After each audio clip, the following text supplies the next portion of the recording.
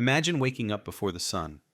No alarms blaring from your phone, no chaos, just silence. Calm. Time to breathe. Sounds peaceful, right? Well, I thought so too. Until I actually tried it. For 30 days straight, I challenged myself to wake up at 5 o'clock a.m., not once or twice, but every single day. Why? Because I was tired of waking up in panic mode, constantly rushing through life like I was already behind the moment my eyes opened. What happened next? Well, it was rough. Like zombie walking into a wall rough. But something strange started to happen. And no, it's not just I got more done. By the end of these 30 days, my relationship with time, discipline, and even myself had changed in ways I didn't expect. Here's what actually happens when you stop hitting snooze on your life. Let's get into it. I've never been a morning person, ever. My mornings used to start with me slapping the snooze button 5 times before dragging myself out of bed at like 10 or 11. My productivity? Random. My mood? All over the place. My days felt like I was just reacting to everything. Messages, emails, work. It all came at me before I even had time to think. Then, at 2 a.m. one night, because of course it was 2 a.m., I saw this clip of a guy saying, "Successful people don't start their day at 10 a.m." I rolled my eyes, but deep down, I knew he wasn't wrong. So I said, screw it. What if I gave myself a full hour or two of quiet every day? Time to think, time to create, time to just exist before the noise. That's when I decided, 30 days, wake up at 5 a.m. No snoozing, no excuses. Let me just say this. The first week sucked. Day 1, the alarm hit at 5 a.m., and I literally stared at the ceiling for 10 minutes questioning every life decision I've ever made. My body wasn't having it. My brain, offline. I was groggy, cranky, and somehow hungrier than usual. I even tried to journal to make myself feel productive, but I just sat there with a pen like, what am I doing with my life? There were days I woke up on time but just scrolled my phone for 30 minutes. So technically, I was awake, but mentally, I was still in dreamland. Honestly, week 1 was less about crushing the morning and more about not quitting the challenge entirely.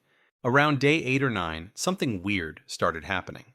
My body started waking me up without the alarm. No joke. I was in bed at 9:30 p.m. and up at 4:45 naturally. But here's the thing. I didn't just change my wake-up time, I also fixed my nighttime habits. I started winding down with a cup of tea instead of a phone screen. I cut off caffeine by 2 p.m. I even stopped watching random Netflix shows that kept me up late for no reason. And one game changer? I moved my phone across the room. That forced me to physically get out of bed to turn off the alarm. Small, but powerful. By week 2, my mornings weren't just quiet. They were productive. You know those days where you're on fire? Like, you're ahead on work, you finished laundry, ate a healthy meal, maybe even got a workout in? That was becoming my norm. I was knocking out deep work before 9 a.m., stuff that used to take me all day. I had more energy, more focus, and surprisingly, I wasn't as tired as I expected. According to a Harvard study, people who wake up early tend to be more proactive and goal-oriented. And I could feel that shift. I wasn't just doing more, I was doing it better. That early window became my golden time. No emails, no calls, no distractions, just clarity. Oh, and I finally started that book I'd been putting off for months. Small win? Maybe. But it felt like progress. Here's what I didn't expect. I was calmer, more patient, less reactive. I used to feel like I was always catching up, but with early mornings, I felt like I was ahead of life. I had time to stretch, journal, and just sit in silence. Do you know how rare silence is these days? Even my meals improved. Because I wasn't rushing, I actually made breakfast. Real food. Not just coffee and regret. My anxiety dropped.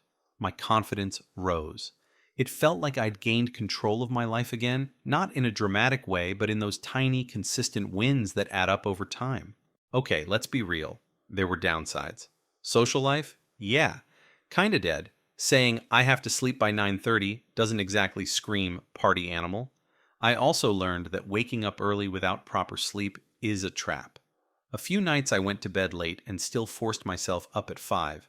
Bad move. I was a walking ghost the next day. It's not about just waking up early, it's about sleeping well. That's where I messed up. And honestly, there were mornings I didn't want to do it.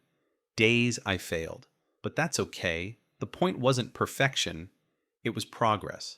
So after 30 days, would I keep waking up at 5 a.m. forever? No. But would I keep waking up early? 100%. Now I usually wake up at 6 or 6:30. That feels like a sweet spot for me. I still get that quiet window, that head start, but it's sustainable.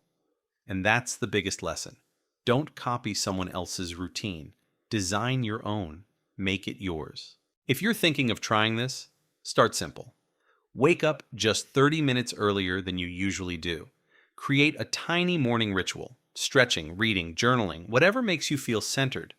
Don't focus on being perfect. Focus on being present. And hey, if you've ever tried waking up early or you're thinking about it, drop a comment below. I want to hear your experience. Don't forget to hit like if this helped you, and subscribe if you want more experiments like this. Here's to owning our mornings, and maybe our lives too.